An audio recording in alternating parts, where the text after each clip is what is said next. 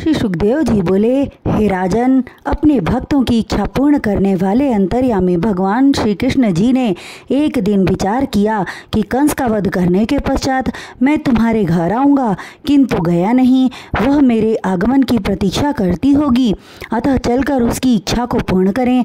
सो उद्धव जी को संग लेकर कुब्जा के घर गए। श्री कृष्ण जी से मिलने की अभिलाषा उसे सदैव रहती थी, इसलिए वह बहुमूल्य झालरों, पुष्पों और चंदन, धूप, दीप आदि से अपने घर को सुसज्जित रखती थी। जब श्री कृष्ण जी पहुँचे उस समय भी उसका घर सुगंध से महक रहा था। उन्हें आया देखकर कुब्जा अत्यंत प्रसन्न हुई और उनको आदर पूर्वक ले जाकर सत्कार पूर्वक एक सुंदर पलंग पर बिठाया, जिस पर पुष्प बिछे हुए थे, तथा उद्धव जी को विनम्रता पूर्वक उत्तम आसन पर बिठाई। आदर सत्कार करने के पश्चात सुंदर वस्त्राभूषणों से अप्सराओं की सुंदरता को लजाने वाली कुब्जा भगवान श्री कृष्ण के निकट आई और मुस्कुराती हुई नीचे बैठ गई। तब उनके चरण कमलों को अपनी गोद में रखकर प्रेम पूर्वक दबाने लगी। हे राजा परीक्षित, भगवान श्री कृष्ण ने उसकी सुंदर कलाई पकड़कर उसे अपने चरणों से उठाकर पलंग पर बिठा लिया। जिस पद को बड़े बड़े ऋषि, महर्षि, ब्रह्मा, शिव आदि देवता नहीं प्राप्त कर पाते, उस स्थान को कुब्जा ने सहज ही प्राप्त कर लिया। उस घड़ी कुब्जा इतनी भाव विभोर हो रही थी कि उसका वर्णन नहीं किया जा सकता। उसके मन की पीड़ा भगवान श्री कृष्ण के स्पर्श से ही समाप्त हो गई। तत्पश्चात वह हाथ जोड़कर विनय पूर्वक कहने लगी, हे प्राणेश्वर, आप कुछ दिनों तक मेरे घर रहें। आपकी मोहिनी सूरत देखने के लिए हर समय मैं बावली हुई रहती हूँ, अतः आप यहाँ से न जाएं। आपकी मधुर मुस्कान और तिरछी चितवन पर मैं बलिहारी जाती हूँ।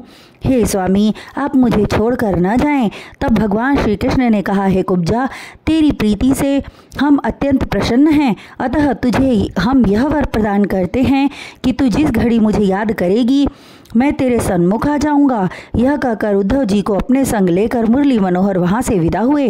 हे परीक्षित, सर्वशक्तिमान प्रभु श्री कृष्णचंद्र से कुब्जा ने मोक्ष की कामना न करके उनके मुखचंद्र को देखने की अभिलाषा की, उसी में उसे सुख मिलता था।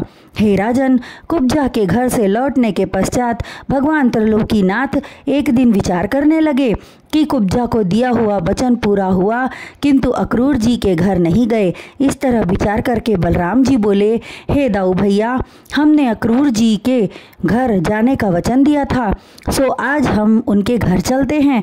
बलराम जी ने उनके वचनों का समर्थन किया। तत्पश्चात बलराम और उद्धव जी को संग लेकर भक्त हितकारी श्याम सुंदर जी उनके घर गए। उनके मुखचंद्र का दर्शन कर अक्रूर जी की भावनाएं उद्वेलित हो उठी और दौड़कर भगवान श्री कृष्ण के चरणों में गिर गए।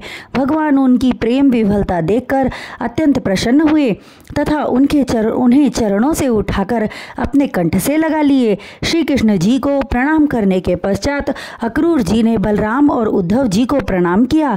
फिर उन्हें उत्तम आसन पर बिठाकर उनके पैरों को धोया और अपने वस्त्र से पोंछा। हे राजन, इस तरह सम्मान प्रदान कर अक्रूर जी उनसे प्रेम सहित कुशल क्षेम पूछने लगे। भगवान श्री कृष्ण को जितना प्रेम अपने भक्तों से है, उतना प्रेम अपनी प्रिय लक्ष्मी से भी नहीं है। वे अक्रूर जी को विनम्रता और सच्ची भक्ति देकर अति प्रसन्न होकर बोले, हे चाचा जी, आप हमारे पिता तुल्य हैं, सेवा तो मुझे आपकी करनी चाहिए। श्री कृष्ण जी के वचनों को सुनकर अक्रूर जी अपनी सुध बुध भूल गए और प्रेम से वशीभूत होकर उन्हें अपनी गोद में उठाकर दुलारने लगे। उस समय आकाश में विचरण कर रहे देवता उस दृश्य को देखकर अक्रूर जी के भाग्य पर ईर्ष्या करते हुए कहने लगे कि अक्रूर जी बड़े भाग्यशाली हैं, जो त्रिलोकीनाथ को गोद में बिठाकर प्रेम करने का सुख प्राप्त हो रहा है। हमारे ऐसे भाग्य कहाँ। हे राजन, अक्रूर जी को प्रेम संतुष्ट प्रदान करने के उपरांत श्री मुरली मनोहर बोले, हे चाचा जी, आप मुझसे कुछ मांग लें। तब अक्रूर जी कहने लगे, हे स्वामी, आपने दुष्टों का संहार कर पृथ्वी का भार उतारने के लिए वसुदेव जी के पुत्र के रूप में अवतार लिया है। आज मेरा तन मन सब पवित्र हो गया, मुझे किसी वस्तु की अभिलाषा न रही। तब भगवान देवकी नंदन अपनी निर्मल भक्ति प्रदान करते हुए बोले, हे चाचा जी, मैंने सदैव आपको अपने गुरु और पिता के समान जाना है। आप हमारे हितैषी हैं। मेरा विचार है कि एक बार आप हस्तिनापुर जाकर हमारी बुआ और उनके पुत्रों का समाचार लेकर आएं, क्योंकि जब से हमारे फूफा जी का स्वर्गवास हुआ है, राज सिंहासन पर धृतराष्ट्र आसीन हुए और उनका पुत्र दुर्योधन तब से अपनी इच्छानुसार कार्य करने लगा है। वह हमारी बुआ और उनके पुत्रों को अत्यंत दुख देता है। इसी कारण मेरा मन शांत नहीं रहता।